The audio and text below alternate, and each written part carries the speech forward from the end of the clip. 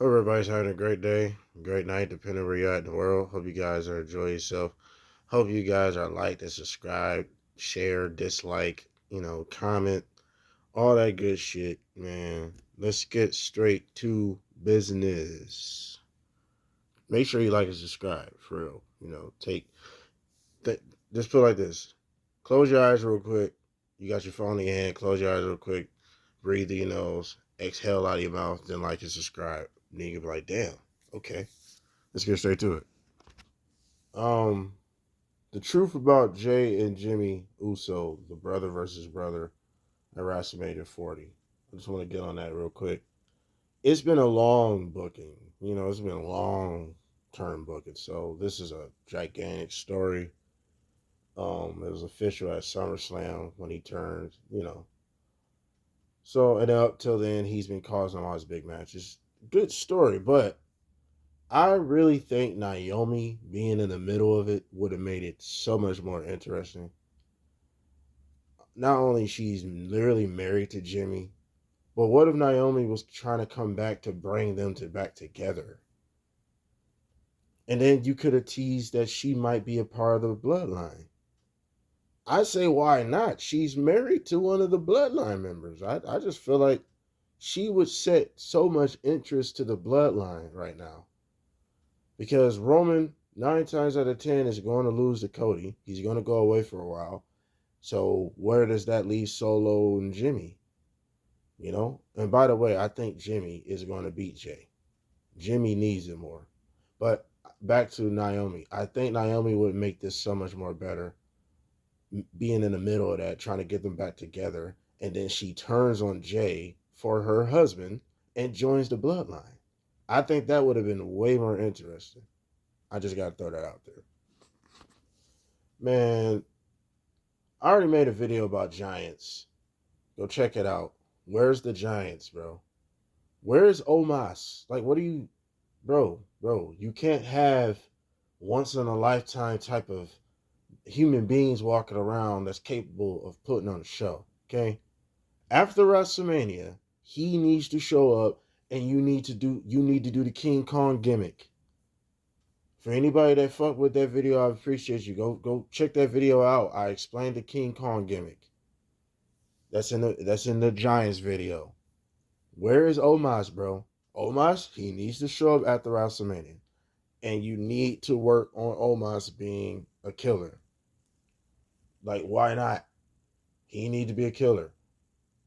While he ain't gotta be world champ right now, he do not have to be world champ right now. But if Sammy put it like this, if Sami Zayn don't beat Gunther, then Omos should. It took a fucking giant to beat him. You can't get Brock. Well, let's get Omos at least. And you can build Omos. I know a lot of people are like, oh, Omos. No, Omos is a giant. He can get put over any time, bro. All he got to do is beat a couple people. What if he just smashed Randy Orton? That's all you need to do. Beat Randy Orton, beat Kevin Owens, beat Sami Zayn. That would be enough right there to get him right there in the title picture. And he could beat Gunther if Sami Zayn don't.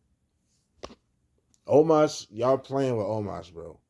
Like, he made Kevin Nash look like a regular sized dude. He made him look like an average 6'5", 6 foot tall dude, bro. Kevin Nash 7 feet. He looking up to Omos like, bro, you don't have him just laying around, sitting around doing nothing. And Omos isn't completely buried. Omos has been losing to nothing but big stars. He hasn't lost to no jobbers. So he's not buried. So off of that strength alone, he's not buried. The last time I seen him, he was at WrestleMania. He had a WrestleMania spot. He debuted at a WrestleMania. That's let you know. He come on now. He got star. He's a giant. I just say work on his facials. Give him the King Kong gimmick. Do I have to say it? Because I'm already seeing it. Man, I kind of feel bad for Mercedes Moné. It's not her fault. But Mercedes Moné is the new Jade Cargill of AEW. Let me explain. She, just like Kate, Jade Cargill, I said Kate, just like Jade Cargill was in AEW, Mercedes Moné is the only girl that looks like a star, that comes off like a star. She's erotic. Do you see the shit she's wearing? Her erotic dresses. She just stands out from everything else in this roster. Just like Jade Cargill. Mercedes Moné is on her own island. And everybody else is just trying to swim to shore, bro. She's this is mediocre for her. I really think you should have just did a angle with her and Saraya, Paige Saraya. I just really, because those are two big former names. They got an angle they could have played off already. That's realistic. I just don't understand. I mean, if you really giving this girl $10 million and you think she's just worth the mid card title, you can't. Come on now. You tell me this isn't Jade Cargill? Jade Cargill was a big fish in a small pond. That's exactly what Mercedes Moné is. She's a big fish in a small pond. She's in her own island. She's the new Jade Cargill at AEW.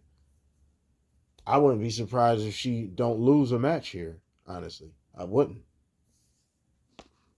So it sucks, man. It's not her fault because Tony Khan has not took no time, still not taking no time. He's doing little things. The 4-way he had on Dynamite, I was like, okay, good. It's something. But there's still so many tweaks that AEW just don't do. And the women, there's nobody else that matched Mercedes Moné energy or even allowed to, it seems like. So she's just got to work with what she can work with. For anybody that's saying Mercedes Moné didn't pop no numbers, this and that, you're right and you're wrong. You're right that she didn't pop no numbers, but you're wrong if you think she should be the only thing that's popping the numbers, though. It takes two to tango in professional wrestling. She needs a partner. She needs a dance partner, bro. She needs a dance partner. And who does she got? Willow Nightingale, she just won. She's number contender and all that, so she about to be champ. So it's going to be most likely Willow Nightingale versus Mercedes Moné down the line. I would think you would put something up for her with Dynasty. I would think so. I would hope she's not missing Dynasty. Like, that makes no sense if she is. But anywho, 9 times out of 10 is gonna be Willow and Mercedes for the TBS title. Okay, but like this is literally about to be Jade Cargill 2.0 in AEW. Mercedes Moné is going to be on her own island because there's nobody that they are pushing to even get up the stats. Whose stock is up? If we did overalls right now, there's a lot of girls that are under 85 for sure. A lot of them. I mean, so it sucks for Mercedes Moné. She just got to work with what she can work with. It's not a big issue, but I think it's a issue that needs to be addressed. Shibata and Will Ospreay just had a match. Good match. But that's the problem. Why is he having this struggling, hard fought match against Shibata? I mean, giving him a Will Ospreay type match, right? Don't you think that spoils the specialty of Danielson meeting Will Ospreay? If all we got to do is just watch him go against anybody and anybody can bring the best of him out of him. You see what I mean? It should be levels. If we did overalls, Will Ospreay would be a 91-92 easy, right? Where would Shibata be? Let's really think about this. Shibata, every time he's on Collision or Dynamite, anytime he's on AEW, most of the time he's losing. He's just there to put on a good match. He just lost to Danielson a couple weeks ago on Collision. He just lost to Will Ospreay last night. So what do that tell you? He's like at least a 80, 78, 80. So this like, let's compare these two. This is like Dean Malenko against Rob Van Dam. It would be a good match, but why should Dean Malenko bring the best out of RVD if we're getting a Rob Van Dam versus Daniel Bryan dream match. Why should Dean Malenko bring the best out of him? You see what I'm getting at? Like, why did Shibata bring out of him? We should not be getting a Will Ospreay big fight feel match every time, dude. That's what I'm saying. That's what I said when I made this video before he even. This is at the complete beginning. I was already saying this. He's going to blend in extremely fast because you're going to get us too accustomed to his matches. You mean to tell me he can go against Serpentico and Serpentico can fucking bring this out of him? Shibata has not done shit in AEW. So why is he featured like such a super tough guy? When that match should have been like 10 minutes, it should have been good to decent, but it shouldn't have took all that to beat no damn Shibata. When Shibata has not been presented as a top guy. He's just a guy that comes in to do jobs. There's no logic in it. You are spoiling Danielson and Will Ospreay. Because on top of that, what if Will Ospreay gets hurt trying to do one of these highly demanding matches? These are highly physically demanding matches. You see the bumps he was taking? Do he need to keep doing that the next 2 or 3 weeks? Why? With anybody. He did have a Kyle Fletcher. For what reason? Now, Takeshita was okay because I feel like Takeshita should get a big look. That's why I wasn't mad at Takeshita and Swerve last night. I wasn't mad at that. He should be in a title picture somewhere. But it's still weird. How is he in the number contendership match instead of Will Ospreay? I don't know. I mean, where's Kyle Fletcher then? I'm confused. Anywho, that just kind of like slow down with that. If they having matches or something, it shouldn't be just the best matches they're putting on, bro. Save that between Danielson and Will Ospreay. That's all I got to say about that. The Young Bucks should win the tag team tournament. I think they should have beat Sting and Darby. I think the tag team division should just be built around the Bucks for a next month or two, just until the tag team division kind of get back on its feet. I mean, I always take FTR. I always take them, but I'm about to get on the other person I'm really getting tired of. I'm getting fucking tired of Orange Cassidy.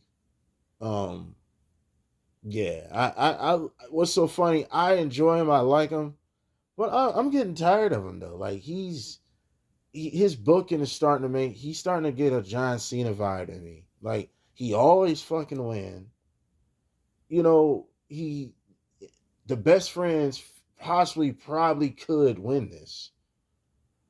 And it was so crazy. I really wouldn't be surprised. I'd be shocked if the Bucks do beat the best friends. But I wouldn't be shocked if the best friends beat the Bucks because of Orange Cassidy's in it.